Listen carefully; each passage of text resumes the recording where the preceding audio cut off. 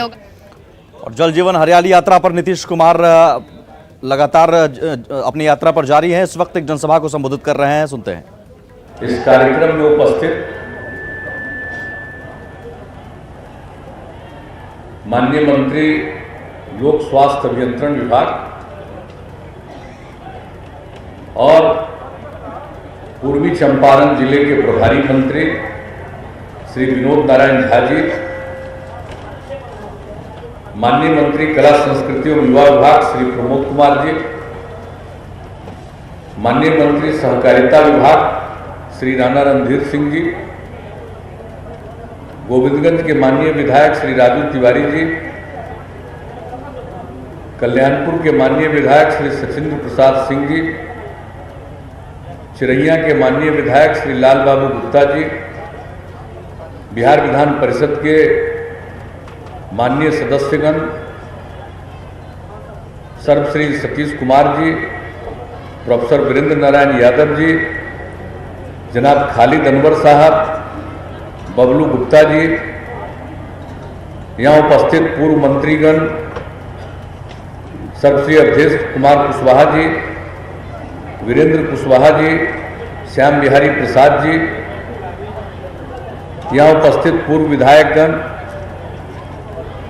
जनाब श्री महेश्वर सिंह जी, जनाब उबैदुल्ला साहब, पूर्व विधायिका श्रीमती मीना द्विवेदी जी, मोहतरमा रजिया खातून जी, इस कार्यक्रम में उपस्थित पूर्वी चंपारण के जनता दल यू के जिलाध्यक्ष श्री भुवन पटेल जी, पूर्वी चंपारण जिले के भारतीय जनता पार्टी के जिलाध्यक्ष श्री सुनील मणि त्रिपाठी जी, लोक जनशक्ति पार्टी के पूर्वी चंपारण जिले के जिलाध्यक्ष श्री धरणीधर मिश्रा जी, जिला परिषद पूर्वी चंपारण की पूर्व अध्यक्ष मंजू देवी जी, यहाँ उपस्थित प्रमोद कुमार कुशवाहा जी, मंटू दुबे जी, दीपक पटेल जी,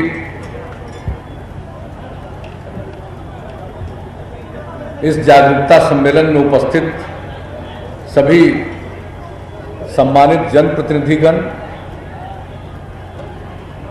मेरे प्रिय साथियों, सभी सम्मानित नेतागण, इस कार्यक्रम में उपस्थित और इस अभियान में शामिल बिहार सरकार के मुख्य सचिव श्री दीपक कुमार जी, बिहार के पुलिस महानिदेशक श्री गुप्तेश्वर पांडे जी, मुख्यमंत्री के प्रधान सचिव श्री चंचल कुमार जी, ग्रामीण विकास विभाग के सचिव श्री अरविंद कुमार चौधरी जी, योजना एवं विकास विभाग के सचिव श्री मनीष कुमार वर्मा जी, तिरहुत प्रमंडल के आयुक्त श्री पंकज कुमार जी, सूचना एवं जनसंपर्क विभाग के सचिव और जो पूर्वी चंपारण के डीएम रह चुके हैं श्री अनुपम कुमार जी, मुख्यमंत्री के ओएसडी श्री गोपाल सिंह जी, जल जीवन हरियाली मिशन के मिशन निदेशक श्री राजीव रोशन जी, चंपारण रेंज के पुलिस उप महानिरीक्षक श्री ललन मोहन प्रसाद जी, पूर्वी चंपारण के जिलाधिकारी श्री रमन कुमार जी, पुलिस अधीक्षक श्री उपेंद्र शर्मा जी, इस कार्यक्रम में उपस्थित विशिष्ट अतिथिगण, जीविका की दीदियां, प्रिंट एवं इलेक्ट्रॉनिक मीडिया से जुड़े सभी पत्रकार मित्रों, छायाकार बंधुओं, बहनों एवं भाइयों, मैं सबसे पहले इस धरती को प्रणाम करता हूं और जल जीवन हरियाली अभियान के अंतर्गत आयोजित इस जागरूकता सम्मेलन में आपकी उपस्थिति के लिए आपको मैं हृदय से धन्यवाद देता हूं और आपका इस कार्यक्रम में मैं अभिनंदन करता हूं। हमारे कई साथियों ने अनेक बातों की चर्चा कर दी। आप लोगों ने जब से काम करने का मौका दिया है, हमने काम किया, न्याय के साथ विकास के रास्ते पर चले हैं, हर इलाके का विकास, समाज के हर तबके का उत्थान, और जो लोग हाशिए पर और किनारे पर थे, चाहे वो महिलाएं हों, दलित महादलित हों, आदिवासी हों, अति पिछड़े वर्ग के लोग हों, अल्पसंख्यक समुदाय के हों, सबके उत्थान के लिए हम लोगों ने विशेष काम किया है। कानून का राज कायम किया। हमारे डीजीपी आज बोल रहे थे और चर्चा कर रहे थे चंपारण की क्या स्थिति थी, तो ये सब काम किया, लेकिन हर बार हमने काम को बढ़ाया। बिहार का विकास हुआ, प्रति व्यक्ति आमदनी बढ़ी है, बिहार का बजट कितना बढ़ गया है, विकास का कितना काम होने लगा, सड़कों का निर्माण, पुल पुलियों का निर्माण, और हम लोगों ने तय कर दिया कि हर गांव को पक्की सड़क से जोड़ेंगे, गांव के टोलों को पक्की सड़क से जोड़ेंगे, और ये लक्ष्य निर्धारित कर दिया कि बिहार के किसी भी सुदूरवर्ती इलाकों से भी चलकर बिहार की राजधानी पटना पहुंचने में 5 घंटे से ज्यादा समय न लगे। पहले हमारा लक्ष्य था 6 घंटे का, वो लगभग पूरा हुआ, तो हम लोगों ने नया लक्ष्य निर्धारित किया 5 घंटे का, और उस पर अब तेजी से काम हो रहा। और आज मुझे खुशी है कि आज अनेक योजनाओं का उद्घाटन और शिलान्यास हुआ। इसमें हम देख रहे थे कि सबसे ज्यादा 827 करोड़ रुपए की लागत से 333 सड़कों का काम, उद्घाटन और शिलान्यास। पथ निर्माण विभाग की 9 सड़कें, ग्रामीण कार्य विभाग के 324 सड़कें। अब एक एक काम के लिए हर प्रकार से हम लोगों ने कोशिश की है विकास की। और आज मैं विभिन्न, जो आज शिलान्यास किया गया है, 804 करोड़ रुपए की लागत से 493 योजनाओं का उद्घाटन किया गया है। 238 करोड़ की लागत से 96 योजनाएं निर्मित हुई है, यानी कुल संख्या है 589 और लागत है 1042 करोड़। ये तो इसके साथ हुआ है, तो विकास के लिए। और आप जानते हैं कि हम यात्रा करते रहते हैं, अगर किसी चीज के बारे में निर्णय लेते हैं, कोई नया फैसला लेते हैं, तो उसके बाद हम हर जिले में जाकर उसके क्रियान्वयन को देखते हैं, समीक्षा करते हैं, लोगों की बात सुनते हैं, समीक्षा बैठक करते हैं। आज भी 2 जगह से होते हुए आपके बीच में हम यहां उपस्थित हुए हैं।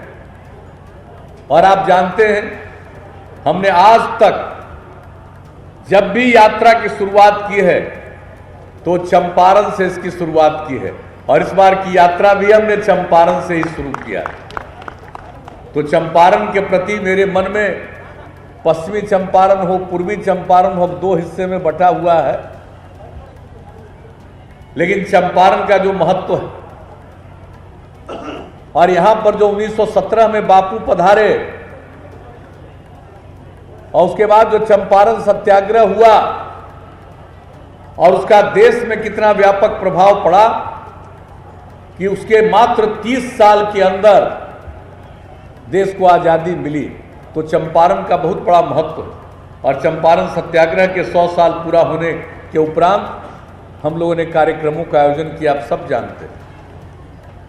और इस धरती के प्रति हमारे मन में जो श्रद्धा का भाव, इसलिए हम कोई भी काम अपना वहीं से शुरू करते हैं, और कल से भी हमने चंपारण से ही शुरू कर दिया।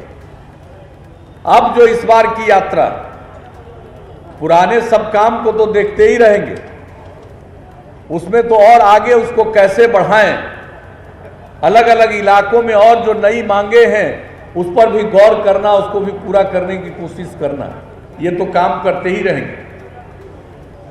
7 निश्चय के अंतर्गत जो काम हो रहा, इन सब चीजों की समीक्षा, हर घर बिजली का कनेक्शन हम लोगों ने तय किया और लक्ष्य रखा था कि 2018 में इसको हम कर देंगे। 2 महीना पहले इस काम को पूरा कर दिया पिछले वर्ष। हर घर नल का जल, अगले साल चुनाव में जाने के पहले यह सब काम पूरा होगा। हर घर तक पक्की गली और नाली का निर्माण, हर घर शौचालय का निर्माण, देश भर की योजना है और हमारे यहां भी यह काम चल रहा है। लोहिया जी के नाम पर लोहिया स्वच्छता अभियान, हम लोगों का स्वच्छ बिहार अभियान चलता है। ये सब काम करते हैं, उन सब चीजों की भी समीक्षा करते हैं।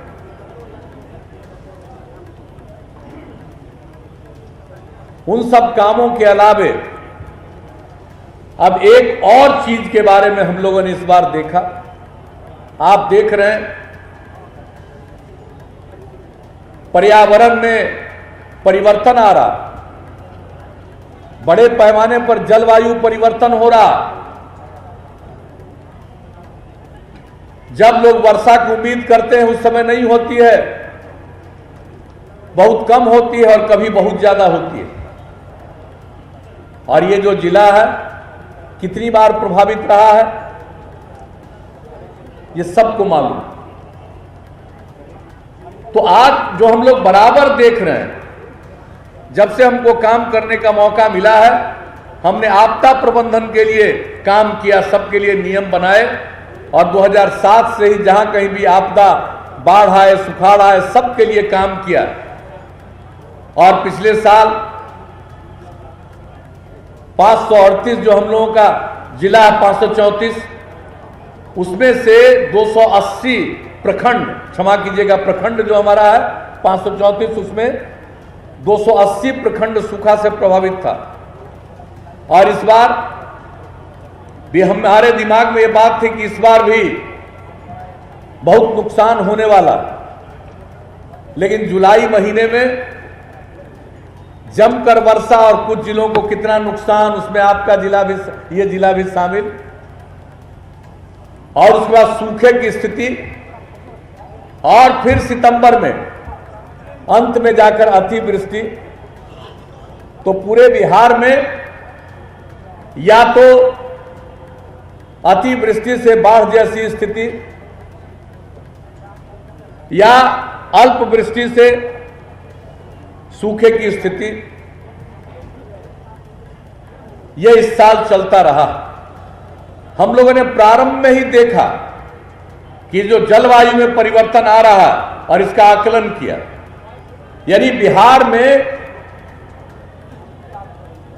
यह माना जाता था कि यहां का साल भर का औसत वर्षापात है 1200 से लेकर के 1500 मिलीमीटर के बीच में, और मॉनसून का सत्र, वर्षा का मौसम शुरू होता था 15 जून से, लेकिन बाद के दिनों में यह सब नहीं रहा। अगर पिछले 30 वर्ष का औसत निकालते हैं तब देखते हैं कि बिहार में औसत वर्षापात अब लगभग 1027 मिलीमीटर के करीब पहुंच गया। लेकिन अगर पिछले 13 वर्षों का हम औसत करते हैं तो मात्र 901 मिलीमीटर, यानी अब वर्षा की कमी हो गई। वर्षा भी कब से शुरू होगा इसका कोई ठिकाना नहीं। तो यह स्थिति जो होती जा रही है, और उसके बाद हमने जो आकलन करवाया तो देखा कि भूजल स्तर में गिरावट आ रही है। बिहार में किसी जमाने में यह सब बात नहीं थी, धीरे धीरे जलवायु परिवर्तन हो रहा है, अब भूजल स्तर में कमी आ रही है। गंगा नदी के दक्षिणी हिस्सों में तो भूजल स्तर में कुछ गिरावट आती थी, लेकिन इस बार हमने आकलन किया, उत्तर बिहार में भी भूजल स्तर में गिरावट आने लगी। और तो और दरभंगा जिले में तो हम लोगों ने कहा कि अब तो सब लोगों को सचेत हो जाना पड़ेगा और इस बात का ध्यान रखना पड़ेगा। पर्यावरण के प्रति जागृति होनी चाहिए। तो इन सब चीजों की चर्चा हमने शुरू की और 13 जुलाई को इस बार बिहार विधानसभा और बिहार विधान परिषद के सभी दलों के माननीय सदस्यों के साथ बैठक की। 8 घंटे तक बैठक चलती रही, सब लोगों ने अपनी राय रखी और इसके बाद हम लोगों ने निर्णय लिया कि बिहार में जल जीवन हरियाली अभियान चलाएंगे। ये निर्णय हुआ, जल जीवन हरियाली। इसका अर्थ क्या है? अर्थ इसका बहुत साफ है। जीवन के एक तरफ जल है और एक तरफ हरियाली है। जल और हरियाली के बीच में ही जीवन है। अगर जल और हरियाली नहीं रहेगा तो जीवन संकट में आएगा। इसलिए अगर जीवन को सुरक्षित रखना है, चाहे वो मनुष्य हो, चाहे पशु पक्षी हो, चाहे जीव जंतु, सबके जीवन के लिए जल और हरियाली की नितांत आवश्यकता है। और इसको ध्यान में रखकर हम लोगों ने इस अभियान की शुरुआत की है। और ये जान लीजिए, सिर्फ अभियान नहीं है, मिशन मोड में हम लोगों ने 3 साल की कार्य योजना तैयार की है और राज्य सरकार की तरफ से 3 वर्षों में जल जीवन हरियाली अभियान में उसकी योजनाओं को लागू करने में 24,500 करोड़ रुपए की लागत लगाएंगे। और आप जान लीजिए कि इसके लिए हम लोगों ने जो काम करना प्रारंभ किया है, ये जल जीवन हरियाली अभियान, और इसकी शुरुआत कर दी है। इसलिए हमने इस बार की जो यात्रा शुरू की है वह है जल जीवन हरियाली यात्रा।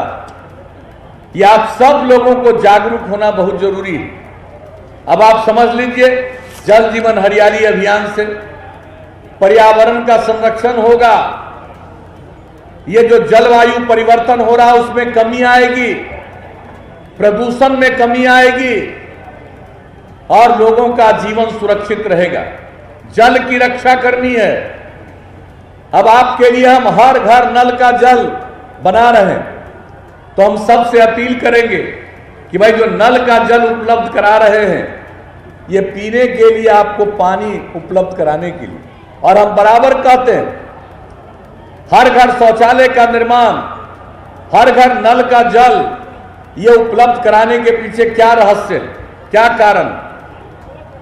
खुले में शौच से मुक्ति मिल जाए और पीने के लिए स्वच्छ पानी मिल जाए। अगर खुले में शौच से मुक्ति मिले और पीने के लिए स्वच्छ पानी मिल जाएगा तो आज जितने प्रकार की बीमारियां होती है 90% बीमारियों से छुटकारा मिल जाएगा। तो हम लोग तो शुरू से ये सब काम कर रहे हैं। अब लेकिन आग्रह करेंगे कि भाई हर घर नल का जल देंगे, उसका दुरुपयोग मत करिएगा उस जल को पीने के लिए। अब इन सब चीजों को देखते हुए हम लोगों ने क्या सोचा, जल जीवन हरियाली अभियान चलाने के लिए और उसके लिए कार्यक्रम तय करना। और ये जो जल जीवन हरियाली अभियान है उसमें 11 कार्यक्रम हैं। और वो कार्यक्रम क्या क्या है? जितने हमारे सार्वजनिक पोखर है, तालाब है, आहार है, पईन है, उस पर अगर किसी ने अतिक्रमण कर लिया है तो उसको अतिक्रमण से मुक्त कराएंगे।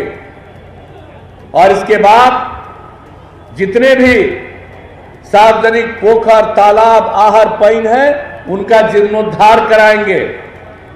इसके बाद जितने कुएं हैं, देखिए हर घर नल का जल भी दे रहे हैं, लेकिन हम लोगों ने तय कर लिया कि जितने कुएं हैं सार्वजनिक स्तर पर उसका भी जीर्णोद्धार कराएंगे।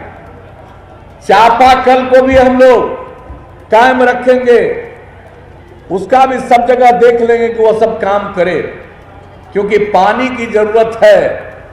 तो पानी के लिए आपके लिए सार्वजनिक कुआं, चापाकल, तालाब, पोखर, ये सब रहे। और जो आपको नल का जल घर में उपलब्ध करा रहे हैं उसका उपयोग पीने के लिए करिए। अगर कोई इसको नहीं समझेगा तो ये भूजल स्तर से पानी आ रहा, अगर नीचे का भूजल स्तर और कम होता चला जाएगा तो आपको यहां पीने के लिए पानी कहां से मिलेगा। और आपको मालूम है दुनिया के कई देशों में इस प्रकार की समस्या उत्पन्न हुई है। हम लोगों ने समय रहते इस चीज को देख लिया है और देखने के बाद ये तय कर दिया और उसी के अंतर्गत ये सब काम किया। और अब जान लीजिए, ये जो सार्वजनिक कुआं और चापाकल, उसके बगल में उसको जो उपयोग कीजिएगा पानी, वो पानी बर्बाद नहीं हो, उसके बगल में सोख्ता भी बनाएंगे ताकि वो पानी सीधे धीरे धीरे नीचे जाए। तो सोख्ता का भी निर्माण। इसके अलावे छोटी नदियों, जंगल, पहाड़ी क्षेत्रों में जल संरक्षण हेतु चेक डैम और अन्य संरचनाओं का निर्माण। इसके अलावे जितना भी सरकारी भवन है उसके छत पर जो वर्षा होती है उसके बाद उस जल का संरक्षण करेंगे। रेन वाटर हार्वेस्टिंग, जो वर्षा का जल है, वर्षा का पानी है, उसको संरक्षित करेंगे। और ये काम हम देखे, कल भी देखे, आज भी देख रहे हैं, ये काम शुरू कराया गया। वो जल संरक्षण करेंगे तो नीचे का जो जल स्तर है वो हमारा कायम रहेगा, वो खत्म नहीं होगा। इसलिए तालाब, पोखर का निर्माण और उसके अलावे ये सब काम, तो ये काम हो रहा है। उसके अलावे बड़े पैमाने पर वृक्षारोपण, ये तो हमने जल की बात की, हरियाली की बात साथ साथ, बड़े पैमाने पर वृक्षारोपण। ये जो बिहार का दो हिस्सा बंट गया, झारखंड अलग हो गया, तो अपने बिहार में हरित आवरण मात्र 9% था।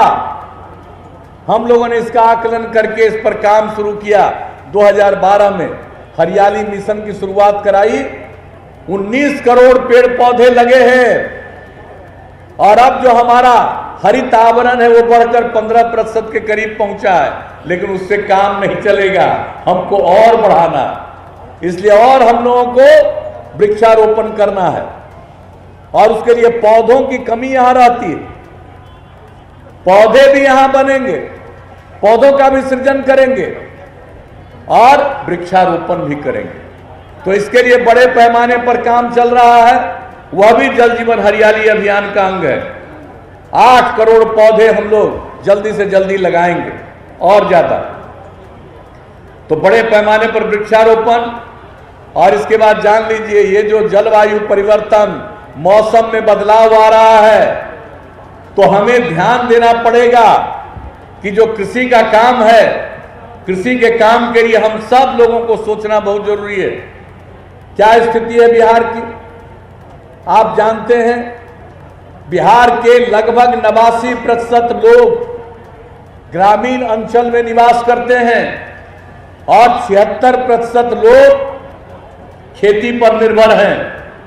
तो हमें खेती को इस तरह से कायम रखना है कि कोई संकट न हो।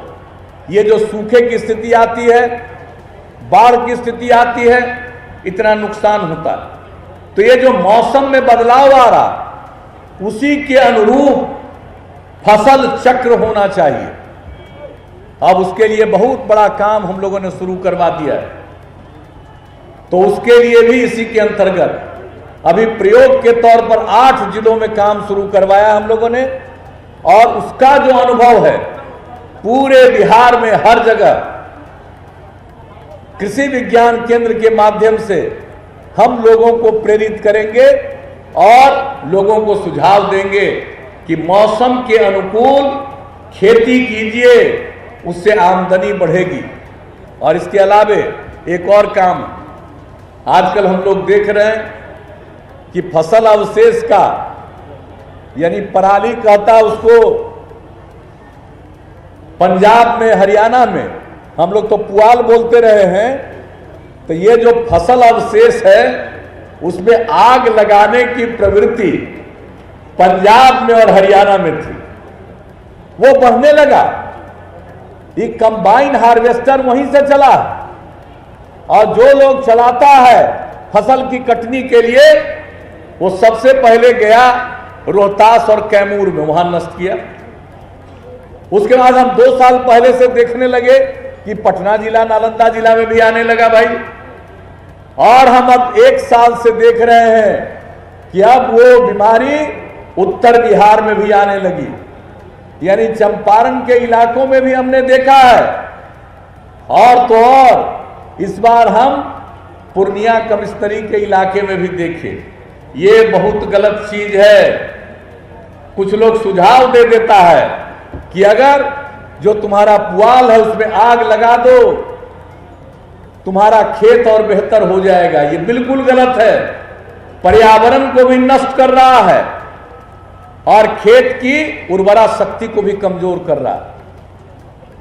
तो इसके लिए भी अभियान हम लोग चला रहे हैं और आपको हम बता देना चाहते हैं कि इसको रोक लगाने के लिए हम यहां पर आए हैं। अनेक जगहों पर हमने देखा है, बहुत काम है, अच्छा काम कृषि के क्षेत्र में हो रहा। हम पिछले साल भी आकर के देखे, आगे भी बहुत उम्मीद है हमको चंपारण से। तो इसलिए हम लोगों ने क्या तय किया,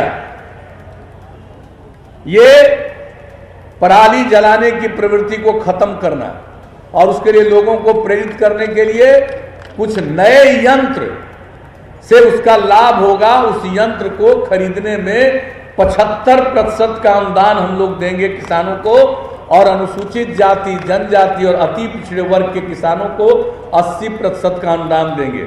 ये क्या क्या है? खेत में बुआई के लिए हैप्पी सीडर और जीरो टिलेज मशीन।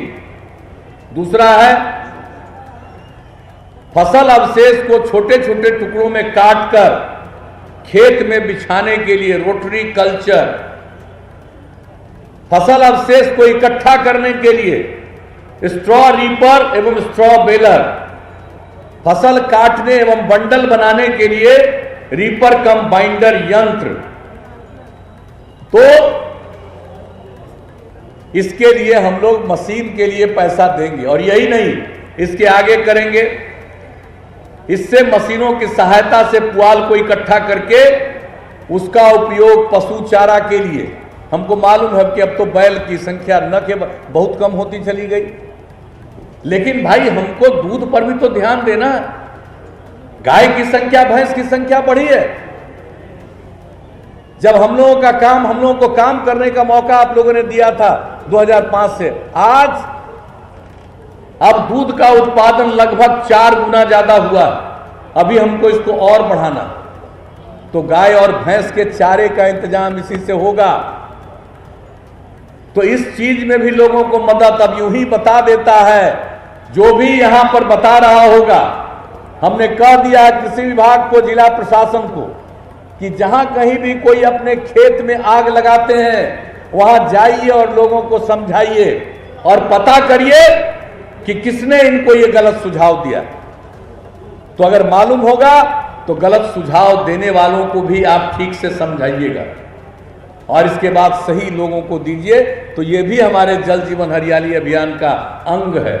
और जान लीजिए, उसको चारा में परिणत करने के लिए, उसके लिए भी हम लोग योजना बनाएंगे, ताकि आज जो आप उसको जला देते हैं, आप कह रहे हैं कि हमारे पास मजदूर नहीं है, इसको जलाने में, इसको हमको काटने में दिक्कत है, तो आपको मदद मिलेगी इन यंत्रों के सहारे।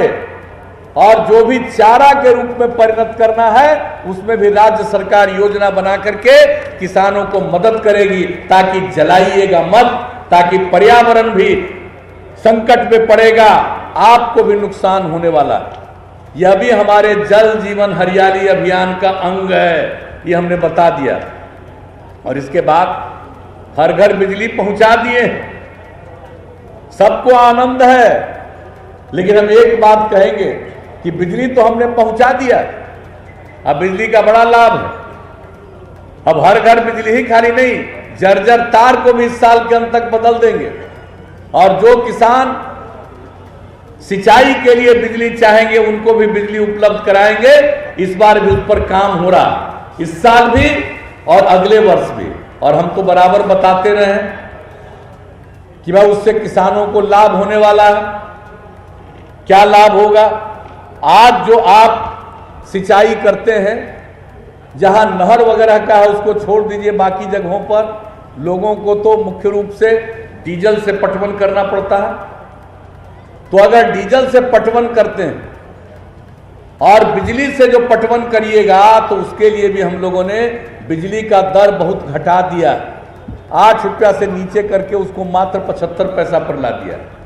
और अब अगर आप पटवन करेंगे, अगर 100 रुपया का डीजल में आपको खर्च हो रहा है, तो अगर बिजली से आप पटवन करेंगे तो मात्र अधिक से अधिक 5 रुपया का खर्च होगा। इतना बड़ा परिवर्तन आने वाला, इसके लिए हम लोग बिजली दे रहे हैं। लेकिन ये सब के बाद एक चीज कहेंगे कि आज जो बिजली है कोयला का प्रयोग कर रहे हैं। धरती में कोयला की सीमा है, एक समय आएगा कोयला खत्म हो जाएगा, उस वक्त कहां से ये बिजली बनेगी, कैसे बिजली मिलेगी? इसलिए हम लोगों को ध्यान देना पड़ेगा असली बिजली पर। और असली बिजली क्या है? ये पृथ्वी, सबों का जीवन किन पर निर्भर है? ये ऊपर जो नजर है आपको सूर्य भगवान पर, इन्हीं पर जीवन, उसी के इर्द गिर्द पृथ्वी का चक्कर है, सारी ऊर्जा वहीं से है। तो सौर ऊर्जा अक्षय ऊर्जा है, इसलिए हम तो हर घर बिजली और सब पहुंचा रहे हैं। लेकिन इसके बाद लोगों को प्रेरित करेंगे कि भाई सौर ऊर्जा का इस्तेमाल होना चाहिए। सरकारी भवनों में लगा करके सोलर प्लेट लोगों को दिखाएंगे और प्रेरित करेंगे घर घर में कि आप सोलर प्लेट लगाइए और उससे लाभ मिलेगा। सौर ऊर्जा है, अक्षय ऊर्जा है, असली ऊर्जा है। तो यह भी हमारे जल जीवन हरियाली अभियान का अंग है। तो ये काम 11 और इस पर लगातार अभियान, और यहां पर आप सब लोग बैठे, हमारी बहनें बैठी हैं, मैं उन सब लोगों को विशेष तौर पर आग्रह करूंगा, हमारे युवा पीढ़ी के लोग हैं उनको मैं विशेष तौर पर आग्रह करूंगा कि भाई ये जो जल जीवन हरियाली अभियान है पृथ्वी की रक्षा के लिए है, सबके जीवन की रक्षा के लिए। इसमें पूरी प्रतिबद्धता के साथ इसमें भाग लीजिएगा। आज जो इतना कार्यक्रम हमने बता दिया वो कार्यक्रम तो करते रहेंगे, लेकिन ये अभियान चलना चाहिए। पर्यावरण के प्रति सजग होना चाहिए। जलवायु परिवर्तन में कमी कैसे आए इसके लिए और काम करना चाहिए। प्रदूषण से मुक्ति चाहिए। ये सब काम हम लोगों को करना पड़ेगा। और इसके लिए, इस अभियान को चलाने के लिए हम लोगों ने जो अभियान चलाया, सामाजिक अभियान, महिलाएं बैठी हुई है, देखिए आप ही लोगों की मांग पर शराबबंदी लागू किया अप्रैल 2016 से, और कितनी बड़ी संख्या में मानव श्रृंखला बनी। 21 जनवरी 2017 में 4 करोड़ लोग मानव श्रृंखला में शामिल हुए, एक दूसरे का हाथ पकड़कर खड़ा हुए। आप में से बहुत सारे लोग उसमें शामिल हुए। और उसके अगले साल 2018 में 21 जनवरी को हम लोगों ने बाल विवाह दहेज प्रथा के खिलाफ मानव श्रृंखला में अभियान चलाया। प्रतिबद्धता प्रकट की लोगों ने। 14,000 किलोमीटर की लंबाई की मानव श्रृंखला, ये सब ने दुनिया के मानव श्रृंखला के रिकॉर्ड को तोड़ दिया। और अब इस बार ये जो जल जीवन हरियाली अभियान चल रहा है, इसके प्रति समर्पण व्यक्त करने के लिए और साथ साथ शराबबंदी और नशा मुक्ति के पक्ष में और दहेज प्रथा और बाल विवाह के खिलाफ में हम फिर से 19 जनवरी 2020 को फिर से मानव श्रृंखला बनाने का हम लोगों ने निर्णय लिया। और आप सबसे अपील करने आए हैं कि मानव श्रृंखला में शामिल होइएगा और फिर दुनिया का रिकॉर्ड और नए सिरे से बना दीजिएगा। और जान लीजिए, हरियाली के लिए, जल जीवन हरियाली के लिए, पर्यावरण के संरक्षण के लिए अगर इतनी बड़ी जागृति आएगी तो जान लीजिए बिहार की चर्चा देश ही नहीं दुनिया भर में होगी। और लोगों को यह लगेगा हमने बहुत सारा काम यहां शुरू किया, अब वो पूरे देश में हो रहा। हर घर बिजली का कनेक्शन बिहार ने शुरू किया, देश भर में लागू अब हो रहा। हर घर नल का जल अब देश भर में लागू हो रहा। अगर ये जल जीवन हरियाली अभियान में पूरी मजबूती के साथ और सजगता के साथ सब लोग एकजुट होकर मानव श्रृंखला में शामिल होंगे तो जान लीजिए यह भी देश में ही नहीं दुनिया भर में इसकी चर्चा होगी। इसलिए हम आप सबसे यही अपील करने आए। हम तो आप सबके हर समस्या को देखते ही रहते हैं, लेकिन एक बात हम आप लोगों को और बता देना चाहते हैं। भाई, महिलाओं का ये शराबबंदी लागू किया, इसका बहुत फायदा हुआ। चंद गड़बड़ करने वाले लोग तो दुनिया में रहेंगे ही। उल्टा पुल्टा काम, कितना गंदा काम कुछ लोग कर देते हैं, मानसिकता खराब कुछ की होती है, लेकिन अधिकांश लोग इसको सही मानते हुए इस रास्ते पर चलते हैं। अभी हम एक चीज और कर दें, ये जो शराबबंदी लागू किया है और दुनिया भर में इसका अध्ययन हुआ है। विश्व स्वास्थ्य संगठन ने अध्ययन किया 2016 में, 2018 में उसकी रिपोर्ट प्रकाशित हुई है। और आपको मालूम है, जरा बताइएगा, जो गड़बड़ करता है, शराब पीने के चक्कर में रहता है, 2 नंबरी काम में रहता है, हम सब दीदियों को कहेंगे जरा समझाइएगा। और दुनिया भर में शराब पीने से मरने वालों की संख्या एक साल में 30 लाख, यानी कुल मौत का 5.3%। और कम उम्र वाले 20 से 39 वर्ष की उम्र में शराब पीने के कारण मरने वालों का प्रतिशत 13.5%। अनेक प्रकार की बीमारियां आप समझ नहीं सकते जो आत्महत्या लोग करते हैं। तो दुनिया भर में आत्महत्या जो होती है, 18% आत्महत्या शराब पीने वाले करते हैं, शराब पीने के कारण करते हैं। कितनी बुरी चीज है। आपसी झगड़े का 18% शराब के कारण। तो एक एक चीज के बारे में आपको हर तरह से,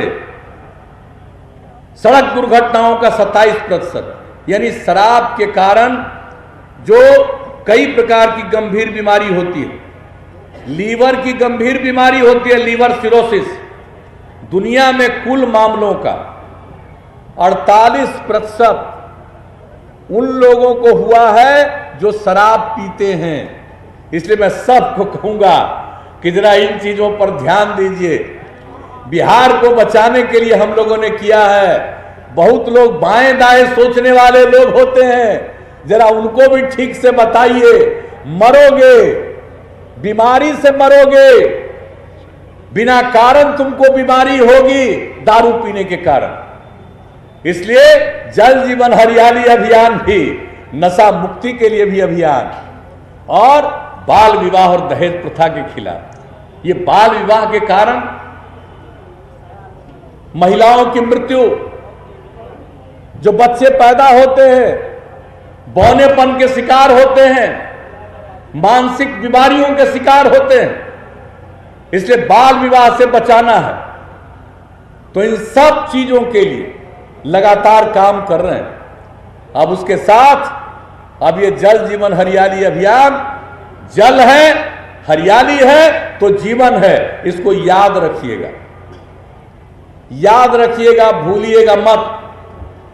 और जो अभियान हम लोग चला रहे हैं, इसमें आप सब लोगों की भागीदारी चाहिए, सब लोगों का सहयोग चाहिए। अभी बताइए 19 जनवरी को एतवार है, करते तो हम 21 जनवरी, लेकिन उस दिन मंगल है, काम का दिन है, तो उस दिन लोगों को चलने में, खड़ा होने में कठिनाई आएगी। इसलिए रविवार का दिन चयनित हुआ 19 जनवरी को। तो फिर एक दूसरे का हाथ थाम करके जल जीवन हरियाली के अभियान के समर्थन में आप लोग चलिएगा। तो उम्मीद करें ना आप लोगों से, जरा हाथ उठा के बताइए कि इसमें भाग लीजिएगा 19 जनवरी को। बहनों से, भाइयों से, सब लोगों से कहेंगे, जरा हाथ उठा करके बताइए, भाग लीजिएगा ना। और उधर पीछे में, उधर जो खड़े हैं, सब भाग लीजिएगा ना, हाथ उठा दिए, याद रखिएगा। और ये 11:30 बजे दिन में होगा, मात्र आधा घंटा एक दूसरे का हाथ थाम करके खड़े होंगे। विश्व